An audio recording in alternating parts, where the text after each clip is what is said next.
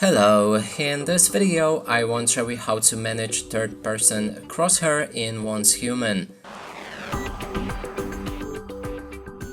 To do this, first we'll need to open our settings, navigate to mouse and the display, scroll down to dynamic interface, and here we can find third-person crosshair and crosshair display that we can switch between always dynamic.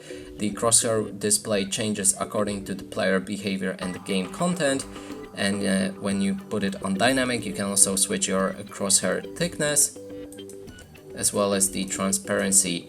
There's also option to put it on never, which hides your crosshair entirely in the third person view. And that's it for this video. Hope you like it. Please consider subscribing to our channel, leave a like and a comment below.